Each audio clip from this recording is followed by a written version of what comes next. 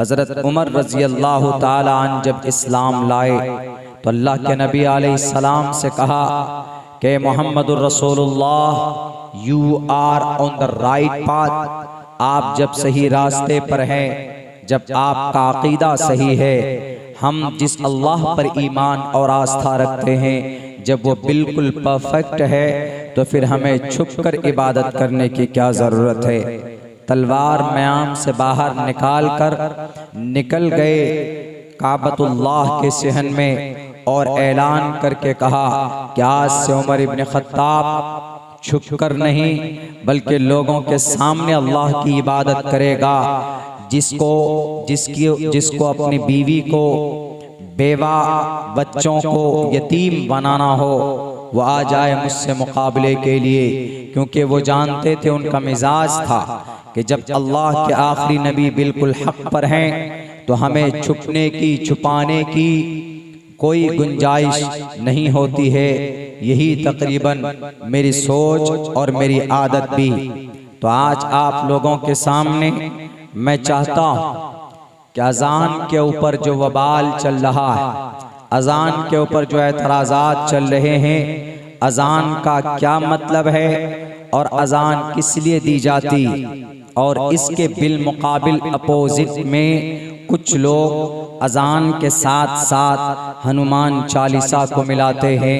और देखा दुनिया ने बड़े बड़े शहरों में, खुसूसन महाराष्ट्र की जो कैपिटल, महाराष्ट्र का एक बहुत बड़ा शहर जिन्हें माया की नगरी कहा जाता है, शहर मुंबई के कुछ मस्जिद के सामने कुछ नौजवान और कुछ वो सियासी राजनेताओं के इशारे पर कुछ हमारे बिगड़े हुए नौजवान माथे पर वो भगवा बांधकर और मस्जिद के सामने बाज़ाब्ता, मस्जिद की, जामे मस्जिद की, मरकजी मस्जिद की गेट के सामने खड़े होकर उन्होंने अजान के सेम वक्त में हनुमान चालीसा पढ़ने का उन्होंने प्रयास किया और उन्होंने कोशिश की।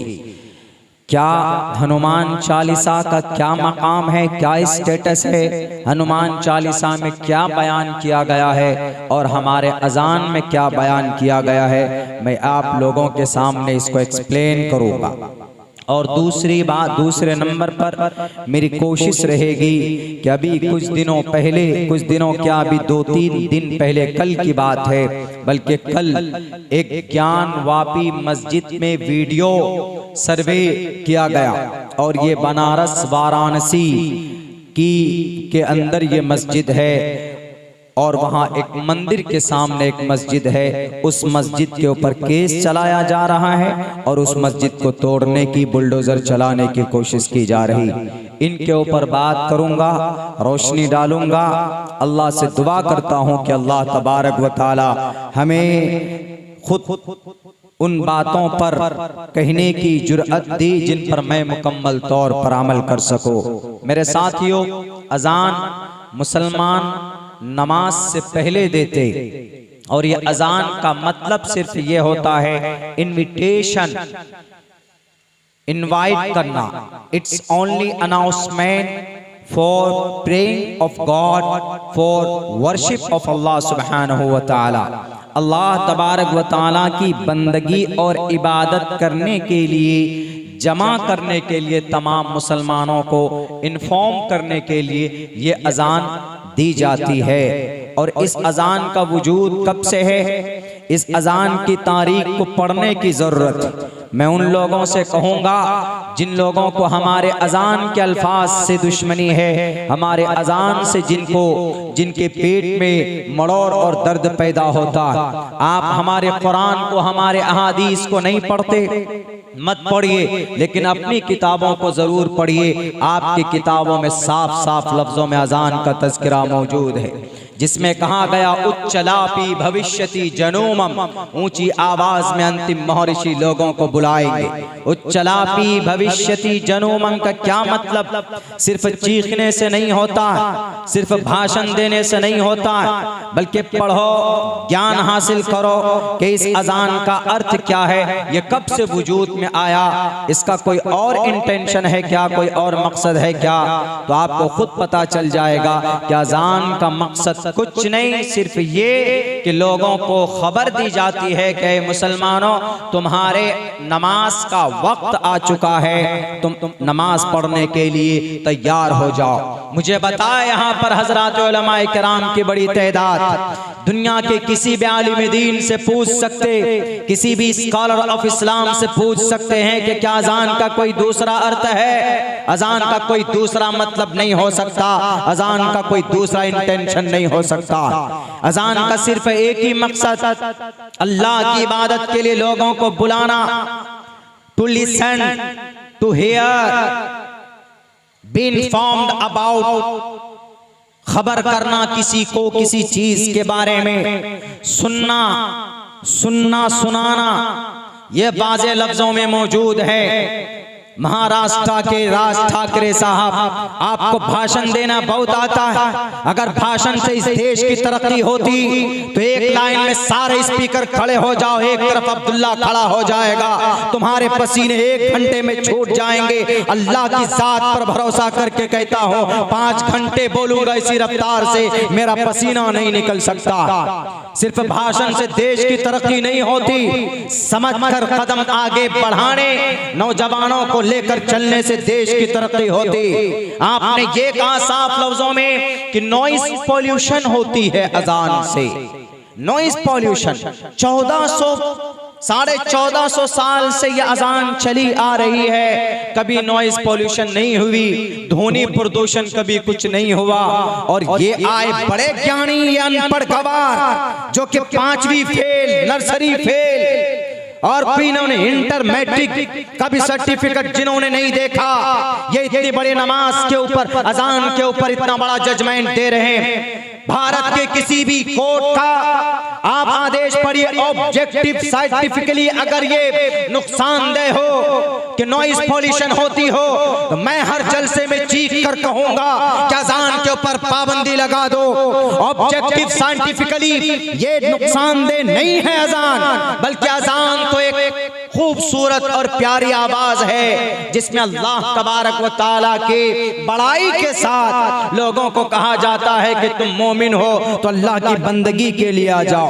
28वें पारे में सूरे जुमा में जुमा के लिए अल्लाह तबारक व तआला ने कुरान करीम में बाज़ाब्ता आयत नाजिल की, या अय्युहल्लज़ीना आमनू इज़ा नूदिया लिस्सलाति, जब तुम्हें नमाज के लिए पुकारा जाता है मी यौमिल जुमा, जुमे के दिन, फसाओ इला ज़िक्रिल्लाहि व ज़रुल बै, अल्लाह की बंदगी के लिए निकल पड़ो, व ज़रुल बै, खरीदो फरोख्त को छोड़ दो। वो अगरचे नमाज जुमा के लिए है, लेकिन इससे साफ पता चलता है कि जब अजान दी जाती है नमाज के लिए, सब चीज छोड़कर अल्लाह की बंदगी के लिए सबको जाना चाहिए। अजान के अल्फाज क्या है? अल्लाहु अकबर, अल्लाहु अकबर, बस यही, अल्लाहु अकबर, अल्लाहु अकबर, अल्लाह सबसे बड़ा, अल्लाह सबसे बड़ा। आगे क्या है? अशहदु अल्ला इलाहा इल्लल्लाह, अल्लाह के सिवा कोई माबूद नहीं है। तीसरे अल्फाज क्या है? अशहदु अन्ना मुहम्मदुर रसूलुल्लाह, हम इस बात की गवाही देते, मैं गवाही देता हूं इस बात की कि मोहम्मद अल्लाह के रसूल हैं। उसके बाद क्या है? हय्या अलस्सलाह, हय्या बमाना इती, ये किसी वर्ड के ऊपर रिप्लेस है, ओरिजिनल ये वर्ड नहीं। हय्या बमाना इती, आओ, लस्सा हय्या, हय्या अलस्सला, अला अस्सला, नमाज के कामयाबी के लिए, हय्या अलस्सला, नमाज के तरफ आओ, नमाज पढ़ने के लिए आओ। कोई और मीनिंग नहीं, सेम मतलब बता रहा हूं जो अहादीस में मज़कूर। हय्या अलल फलाह, हय्या अलस्सला के बाद हय्या अलल फलाह, इसका मतलब हय्या इती, आओ, किस लिए? अल फलाह, अल फलाह मीन्स कामयाबी। The common word, the most use of this meaning there is no intention of prayer of अजान। अजान का और कोई मतलब है? कोई मतलब नहीं। उसके बाद फिर क्या अल्लाहु अकबर बोलकर ला इलाहा इल्लल्लाह लास्ट में खत्म हो जाता है, और कोई मतलब है इस अजान के इन अल्फाजों का? कोई मतलब नहीं। अब इसको मिला देते हैं किसके साथ? हनुमान चालीसा के साथ। इस अजान में दो पैगाम है। एक पैगाम यह है कि अल्लाह सबसे बड़ा है और अल्लाह ही बंदगी के लायक है। दूसरा पैगाम यह है कि मोहम्मद अल्लाह के रसूल हैं। ये दो मेन पैगाम। एक तो ऑर्डर है नमाज की तरफ आओ और कामयाबी की तरफ आओ, ये दो पैगाम। तीसरा कोई अर्थ नहीं। एक का मतलब अल्लाह तबारक व तआला, अल्लाह के अलावा कोई माबूद नहीं। दूसरे का मतलब मोहम्मद अल्लाह के रसूल हैं। अब हनुमान चालीसा को देखिए। हनुमान चालीसा 7 मर्तबा पढ़ेंगे तो राक्षस भागेगा, 11 मर्तबा पढ़ेंगे। हम तो कहते हैं कि 11 राक्षस और कोई नहीं है, ये राक्षस ये लोग हैं। ये जो मस्जिद के सामने खड़े होकर हनुमान चालीसा पढ़ते हैं, इससे बड़ा राक्षस कौन होगा? हनुमान चालीसा पढ़ते हैं किस लिए? विघ्नहर्ता, बुराइयों को, जालिमों से बचने के लिए, शैतान मरदूद से बचने के लिए, जुल्म तशद्दुद से बचने के लिए, संकट से निकलने के लिए हनुमान चालीसा पढ़ा जाता है। जय हनुमान, इससे पहले 3-4 लाइन और वो जरूरी नहीं। जय हनुमान दोहा यहां से, जय हनुमान ज्ञान गुण सागर। जय का मतलब जय हो, जय का मतलब आपका बोलबाला हो। जय हनुमान, ए हनुमान आपका बोलबाला हो। हनुमान कौन है? ज्ञान गुण सागर, जो ज्ञान का पिटारा रखता है, जो गुण जिनके अंदर है, सागर ज्ञान और गुण का सागर। जय हनुमान ज्ञान गुण सागर। जय कपीस ते हो लोक उजागर। जय कपीस, कपीस भी हनुमान का दूसरा नाम। जय जय हो कपीस ते हो लोक उजागर। तीनों लोक में, तीनों लोक का मतलब स्वर्ग लोक यानी जन्नत, और भूलोक ये जमीन, और मृत्यु लोक। इन तीनों लोक में यानी इन तीनों दुनिया में, तीनों दुनिया में जय कपीस ते हो लोक उजागर। आपका ही चर्चा है। किसकी तारीफ हो रही है? हनुमान जी की तारीफ हो रही। वो हनुमान जी जो एक सिर्फ दूत थे, जो सिर्फ एक नेकी करने वाली जात थी, वो कोई परमात्मा नहीं थे। और हमारे आजान के अल्फाज अल्लाहु अकबर, अल्लाहु अकबर, कि अल्लाह सबसे बड़ा, अल्लाह सबसे बड़ा। तुम तुलना करते हो अल्लाह का हनुमान से।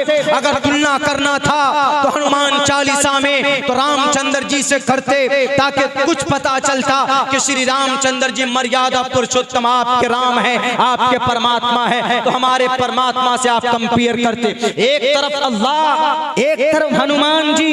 जय कपीस ते हो लोक उजागर, तीनों लोक में आपका चर्चा है। आगे क्या बयान करता है? रामदूत अतुलित बलदामा, राम के दूत थे अतुलित बलदामा, बहुत बड़े ताकतवर थे श्री रामचंद्र जी। जब वो जीवनी संजीवनी की बोटी की जब जरूरत थी, जिससे लक्ष्मण का इलाज करना संभव था, तो उनको भेजा था। तो वो जाकर पूरे के पूरे पहाड़ को उठाकर लेकर आए थे। ये देवमालाई कहानियां, इसीलिए उनको कहा गया रामदूत अतुलित बलदामा, अंजनी पुत्र पवन सुतनामा। हनुमान चंद, हनुमान जी के कोई माँ नहीं, कोई बाप नहीं, अंजनी पुत्र यानी जो कोई जन्मा नहीं है, वो इस धरती के ऊपर आया यूं ही। अंजनी पुत्र पवन सुतनामा, पवन सुतनामा भी उनका नाम। आगे लिखता है वीर बजरंग विक्रम बजरंग बली, ये भी नाम है उनके। और आगे बयान करते हैं कुमति निवार सुमति के संगी, वो हनुमान जिनका दिमाग खराब होता था तो वह हनुमान उनके दिमाग को ठीक करते थे। कुमति निवार, जिसके दिमाग में भूसे भर जाते थे, उनकी सीट नहीं आई, उनका कोई एमएलए नहीं जीतता था, उनका दिमाग में भूसा भर गया। राज ठाकरे साहब, हम जानते हैं आप इसका कंट्रोवर्सी बयान क्यों देते, चूंकि आपकी पार्टी अभी कमजोर चल रही, आप राजनेता बनना चाहते, आप फेमस होना चाहते, इसलिए देखा आपने कि बहुत आसान है फेमस होना। हिंदू मुसलमानों के बीच में कोई एक ऐसा मसला, ऐसा भाषण दिया जाए जिससे हिंदू मुसलमानों के बीच में तकरार और दंगे और फसाद हो। अगर भड़काने की बात करते हो तो भड़काने के लिए मुझसे ज्यादा तुम नहीं बोल सकते, हमसे ज्यादा तुम नहीं भड़का सकते। राज ठाकरे साहब, आपको जितनी बड़ी गद्दी मिली है, आपके चचा के इंतकाल के बाद आपको पूरे इस देश को लेकर आगे चलना चाहिए था, लेकिन आपने दिल में ठेस पहुंचाई, आपने तकलीफ दी है भारत के 35 करोड़ मुसलमानों को। आपने सिर्फ अपनी पार्टी को ज्यादा फेमस करने के लिए आपने इस तरह के भाषण दिए। आपको शर्म आनी चाहिए, आपका दिमाग खराब हो गया है। और आप जैसे लोगों के दिमाग को ठिकाने लगाने के लिए वही हनुमान जी आए थे और कहा कुमति निवार। कुमति दिमाग जिनका खराब होता है उनकी निवारण के लिए आए थे हनुमान चंद्र जी, अंशुमति के संगी। और जो अच्छा अकल वाला है उसका हमेशा से श्री हनुमान जी ने हमेशा से उनका साथ दिया। आगे क्या उनकी तारीफ, आगे एक और लाइन है, कंचन कंचन बरंग सुभेशा कानन कुंडल कुंचित केशा। कान में कुंडली, घुंघराले बाल, सुनहरे रंग और हाथ में वज्र। वज्र वो वज्र इतना बड़ा वो होता है। ये तारीफ अजान में क्या तारीफ थी? अजान में अल्लाह की बड़ाई थी, मोहम्मद को अल्लाह को रसूल बताया गया। और यह हनुमान चालीसा में क्या बयान किया गया? एक सिर्फ एक अदना श्री हनुमान जी जो एक वानर थे, वानर वानर मीन्स एक बंदर थे, वो बंदर, उनको किराए पर लिया था श्री हनुमान श्री रामचंद्र जी ने, और सीता मैया को छुड़ाने के लिए उनको लंका से रावण के मुकाबले के लिए उनको खड़ा किया था। ये एक तारीखी हकीकत है, कोई कंपेयर नहीं है। अजान कब से वजूद में आई इन लोगों को पता होना चाहिए। अल्लाह के नबी अलैहिस्सलातु वस्सलाम जब मक्कतुल मुकर्रमा से हिजरत करके मदीना गए, नमाज पढ़ने में दिक्कत होती थी, दुश्वारी होती थी, तो उस वक्त आप अलैहिस्सलातु वस्सलाम ने सहाबा को जमा किया। ये तारीखी हदीस की बात सुना रहा, आप लोग भी अपने दिमाग में जो लोग नहीं जानते हैं बिठा लीजिए। अगर कोई बोलता है तो उनको कहिए कि हमारी जो अजान इसकी शुरुआत कब से हुई।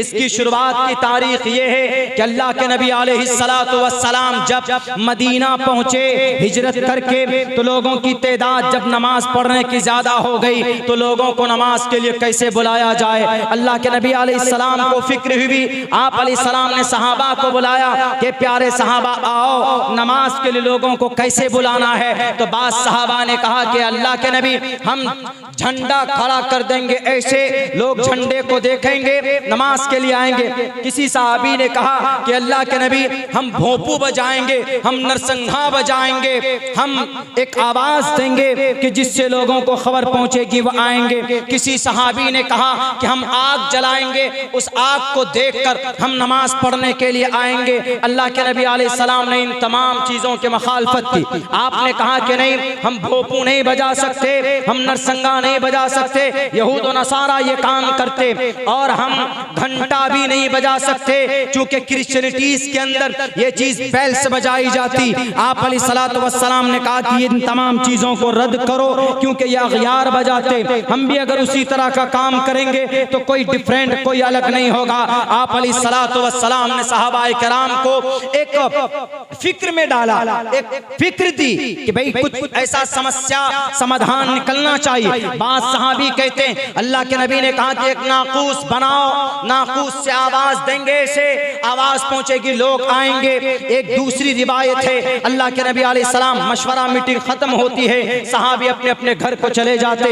एक सहाबी जिनका नाम हजरत अब्दुल्लाह बिन ज़ैद है, ये तारीख उन लोगों को बताना जिनको मालूम नहीं है कि अजान की शुरुआत कब से हुई। कुछ लोग कहते हैं कि इन मौलानाओं ने अजान को स्थापित किया, कुछ लोगों को ये कहना है कि कुरान में अजान का तज़किरा नहीं, कुछ लोगों का ये कहना है कि हमारे इन मुफ्तियान किराम ने अजान को कंपलसरी किया नमाज के लिए। अरे जाहिल आदमी, हमारे कुरान को तो छोड़ो, कुरान में तो अजान का तज़किरा है। इज़ा नूदिया लिस्सलाति क्या है? नूदिया अजान, आवाज दी जाए नमाज के लिए। क्या तर्जमा करोगे इसका? हमारे कुरान को छोड़ो। राज ठाकरे साहब, आप अपने ग्रंथ को लीजिए, आपका भविष्य पुराण कहता है साफ लफ्जों में, लिंक जिदी शिखाहिना सिमशरुधारी सदूशका ओ चलापी भविष्यति जनूमम बिना कोलम पश्वस्ते शाम भक्षया मताम। ओ चलापी का क्या तर्जमा है? ओ चलापी ऊंची लाप लगाना, ऊंचे सुर लगाकर लोगों को बुलाना, किनके लिए? परमात्मा की भक्ति करने के लिए, नमाज और प्रेरणा करने के लिए। हमारी किताब को छोड़ो, अपनी किताब को पढ़ो। अगर जर्रा बराबर भी ज्ञान है आपके अंदर, अगर जर्रा बराबर भी आप अपनी किताबों से मोहब्बत करते हो, ये सिर्फ दुश्मनी की बात कहां से सीखी आपने? नहीं होनी चाहिए ये सारी बातें। आप अपनी किताबों को पढ़ो। हमारे कुरान में तो अजान का तज़किरा है, आपके वैदात के अंदर भी, आपके पुराणों के अंदर भी हमारे अजान का तज़किरा मौजूद। ओ चलापी भविष्यति जनूमम बिना कौलम च पश्वस्ते शाम भक्षया मतामम मुस्लिने व संस्कारा कोशैरि भविष्यति। तस्मान मुसलमान तो ही ईमान वाले, आस्था रखने वाले उसको एक्सेप्ट करेंगे। किसको? उच्च लापी को। हमारी किताब तो नहीं है, उन्हीं की किताब है। साफ लफ्जों में बयान किया। अल्लाह के नबी अलैहिस्सलाम ने सहाबाए किराम को एक फिक्र दी। एक सहाबी है जाकर सोए, आंख बंद भी नहीं हुई थी कि एक आदमी आया नाकूस बेचता हुआ। उन्होंने हजरत अब्दुल्ला बिन ज़ैद ने कहा कि सुनो सुनो, मुझे ये नाकूस दो। उस आदमी ने कहा कि ये नाकूस क्या करोगे? उन्होंने कहा कि अल्लाह के नबी ने फरमाया है कि नाकूस बनाना, हम उससे आवाज लगाएंगे और आवाज सुनकर लोग नमाज पढ़ने आएंगे। उस आदमी ने जो ख्वाब में सपने में बात चल रही, उन्होंने कहा कि तुमको नाकूस से ज्यादा बेहतर बात न बता दो कि जिसको तुम बोलोगे तो लोग नमाज के लिए आएंगे। ये अज़ान की हकीकत बयान कर रहा हूँ। ये सारे मीडिया वाले मेरी तकरीर को आप अपलोड कीजिएगा और मैं अल्लाह से दुआ करता हूँ कि मेरी इस तकरीर को पहुँचाओ इन राक्षसों के दिलो दिमाग में, ताकि इनके दिमाग से भूसा और निकल जाए जितने भी गलत फहमियाँ हैं अज़ान के ताल्लुक से। उस सहाबी ने कहा कि अच्छा बताओ वो कौन से कलिमात हैं कि जिसको मैं पढ़ूंगा तो लोगों को खबर होगी, लोग नमाज पढ़ने आएंगे। तो उस आदमी ने जो सपने में, वो आदमी नहीं था बल्कि वो अल्लाह के तरफ से वही थी, वो अल्लाह के तरफ से भेजा हुआ फरिश्ता था। उन्होंने कहा कहो अल्लाहु अकबर अल्लाहु अकबर अल्लाहु अकबर अल्लाहु अकबर अशहदु अल्ला इलाहा इल्लल्लाह अशहदु अल्ला इलाहा इल्लल्लाह अशहदु अन्न मुहम्मदर रसूलुल्लाह अशहदु अन्न मुहम्मदर रसूलुल्लाह हय्या अलस सलाह हय्या अलस सलाह हय्या अलल फलाह हय्या अलल फलाह अल्लाहु अकबर ला इलाहा इल्लल्लाह। जैसे ही उनकी आंख पूरी लगी नहीं थी, हल्की नींद में थे, फौरन उठते हैं, अल्लाह के नबी के पास आकर कहते हैं कि अल्लाह के नबी हमने ऐसा ऐसा सपना देखा। तो अल्लाह के चूंकि चर्चा चली रही थी कि नमाज के लिए लोगों को कैसे बुलाए, तो अल्लाह के नबी ने कहा कि तुमने हक कहा, ये बिल्कुल सही बात है, यानी वो बात बिल्कुल परफेक्ट अल्लाह तबारक व तआला की तरफ से थी। तो हजरत अब्दुल्ला इब्न ज़ैद, हजरत बिलाल हबशी को बुलाया जाता। बिलाल हबशी एक इथोपियन स्लेव, एक गुलाम, एक काले कलोटे गुलाम को दुनिया वालों आज तो तुम बात करते हो लेजेंडरी का है तुम्हारे अंदर। अगर तुम सीएम बनते हो तो तुम किसी गरीब को रखते हो जॉब पे, किसी गरीब को तुम अपना पीए बनाते हो, पर्सनल असिस्टेंट, किसी गरीब को अपना सेक्रेटरी बनाते हो, नहीं बनाते। अल्लाह के नबी ने कहा बुलाओ बिलाल को। एक गुलाम थे, एक काले और बदसूरत इंसान को अल्लाह के नबी ने कहा कि बिलाल सुनो, सीखो। फाज़ना बिलाल रज़ी अल्लाह ताला अन्हु, हजरत अब्दुल्ला ने उनको सिखाया और ये कहा कि बिलाल आज से तुम काबतुल्लाह, आज से तुम मस्जिद नबी पर चढ़कर तुम ऐलान करोगे, इन कलिमात को कहोगे और इस अजान को तुम दोगे ताकि लोग अजान को सुनकर नमाज पढ़ने के लिए आएंगे। ये तारीख है अजान की। उत्तर प्रदेश के राजनेताओं, दुनिया को, भारत को अंगारों में फेंकने वालों और हमारे महाराष्ट्र के राज ठाकरे साहब, ये तारीख अजान की है, ये तारीख 1450 साल पहले से है। आज आपके पेट में क्यों दर्द हो हुआ। अब से पहले ध्वनि प्रदूषण नहीं था। अब क्या अजान को मसाला लगाकर हम लोग देते हैं, क्या उसमें बारूद लगाकर हम लोग अजान देते। अभी कर्नाटका के अंदर पीएम मुजम्मिल साहब कह रहे थे कि सीएम ने किसी आलिम दीन को बुला करके कहा कि आप लोग अजान नहीं देंगे। उन्होंने कहा कि अजान से क्या तकलीफ, उनके सामने कहा कि सर अजान में कोई तकलीफ हो तो बताइए। अजान के अल्फाज पढ़कर सुनाया उसी वक्त में उस सीएम के सामने, कहा कि ये अजान का जी यही अजान है। अब बताइए अजान के बारे में अब यूं कहा जाता है कि इससे पोल्यूशन फैलती। 1450 साल से पहले कोई गंदगी नहीं फैल रही थी और अब अजान में पता नहीं क्या हो गया कि अजान से गंदगी फैलने लगी। पता है क्या बनाया मुद्दा ये बनाया है कि इससे तकलीफ होती है लोगों को। नॉइस पॉल्यूशन कानूनी एतबार से सिर्फ अजान से नहीं होती। नॉइस पॉल्यूशन का मतलब होता है कि शोर होता है माइक में और उस शोर की वजह से हवाओं में, समाज में एक तरह से बीमारी फैलती, पॉल्यूशन। इस वजह से इसको बैंड होना चाहिए। अब ये बताइए कि सिर्फ अजान से नहीं होती। भारत के संविधान में लिखा है साफ लफ्जों में, नॉइस पोल्यूशन का जरिया कौन? हम लोग मोटरसाइकिल चलाते, गाड़ी चलाते, उसमें जो हॉर्न बजाते हैं राज ठाकरे साहब। आप घर से निकलते हो, मुंबई की ट्रैफिक कितनी मशहूर है। आप जो चीखते चिल्लाते हो गाड़ी में बैठकर, आपके ड्राइवर जो हॉर्न बजाते हैं, उस हॉर्न से भी नॉइस पोल्यूशन होती है। अपने हॉर्न को गाड़ी से निकाल कर फेंको। उत्तर प्रदेश के सीएम साहब आप भी, इसलिए कि ध्वनि प्रदूषण की बात करते हो तो हाई कोर्ट का जजमेंट है कि ध्वनि प्रदूषण के लिए गाड़ी का जो हॉर्न से आवाज निकलती है उससे भी नॉइस पोल्यूशन होती। सिर्फ मुसलमानों की अजान और यकीनन कोई मसला नहीं है, सिर्फ एक फेमस होना चाहते हैं कुछ लोग और बहुत आसानी से हो जाते। कोई मसला नहीं दिखा, अजान होती, इस अजान से हमको तकलीफ। वही सोनू निगम साहब कुछ दिन अजान का विरोध कर रहे थे और आप उसी अजान का नाम ले रहे। अब ताज्जुब की बात है, अब इस भारत जैसे मुल्क में ये नारा लगा दिया जाता है कि हिंदुओं एक मस्जिद से लाउड स्पीकर कर उठा कर फेंक दो। किसी माए के लाल को इजाजत नहीं दी भारत के संविधान ने कि किसी भी धार्मिक स्थल से उनके लाउड स्पीकर को उठाकर फेंको। 1930 में सबसे पहले लाउड स्पीकर सिंगापुर की उस मस्जिद सुल्तान मस्जिद के ऊपर इस्तेमाल किया गया। 1930 में सिंगापुर वहां पर, और तब से चला आ रहा है। और पूरे इंडोनेशिया 90% मुसलमान, 10 लाख 8 लाख मस्जिदें, सब में लाउड स्पीकर अजान दी जाती। हाँ, ऐसा हो सकता है कि कभी कभी अगर कोई दिक्कत, कोई तकलीफ हो तो आप कह सकते हैं कि थोड़ी साउंड को कम कर लीजिए। एक आदमी तो यूं कहता है कि मौलाना अजान से, आपके अजान में हमारे ईश्वर की, परमात्मा की हानि होती, उनका अपमान होता है। कैसे?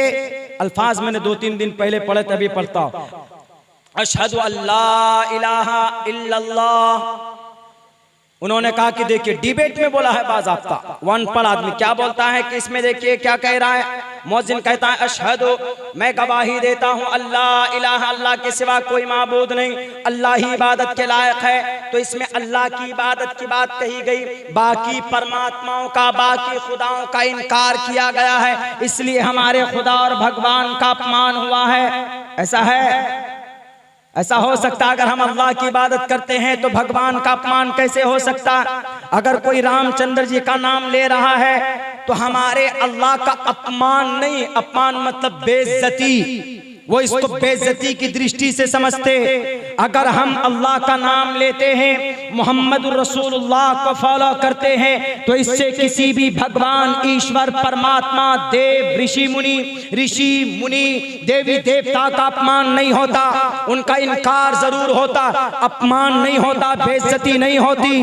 अपमान में, बेइज्जती में, नास्तिक में फर्क है गुरुजी। इसीलिए कहते हैं कि ये सस्ती पॉपुलैरिटी, ये सस्ती पब्लिसिटी को बंद कीजिए। अजान मुसलमानों की धार्मिक चीज है, इनको करने दीजिए। और आपका हनुमान चालीसा आप इतना नहीं जानते होंगे कि जितना मैं एक तालिब इल्म होकर आपको बता रहा हूं। तो पूछे इन लोगों को, जाते हैं माइक लेकर हनुमान चालीसा के नाम पर सुंदरकांड की वर्णन करते, कोई ब्रह्मा सूत्र पढ़ने लग जाता, कोई गायत्री मंत्र पढ़ने लग जाता। पूछो तो क्या करने आए?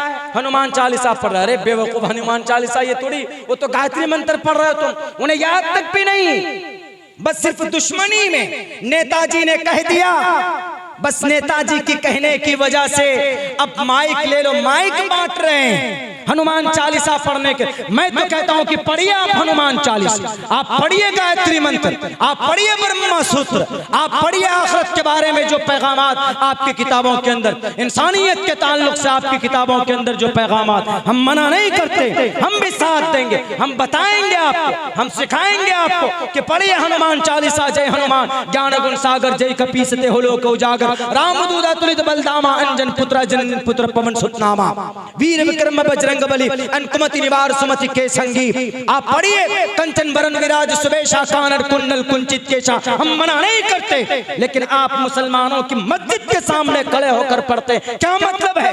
क्या आपको अजान से नफरत है? आज तक किसी मुसलमान ने किसी भी भजन पर एतराज नहीं किया, आज तक किसी भी मुसलमान ने हिंदू भाई के गायत्री मंत्र पढ़ने पर एतराज नहीं किया। हमको खुशी होती कि कम से कम कुछ हिंदू भाई अपने ईश्वर की पूजा पाठ करते, दुआ करते हैं कि अल्लाह उनको हिदायत दे दे, अगर वो सही हक पर हैं तो उनको जन्नतुल फिरदौस अता करे अल्लाह तबारक व तआला।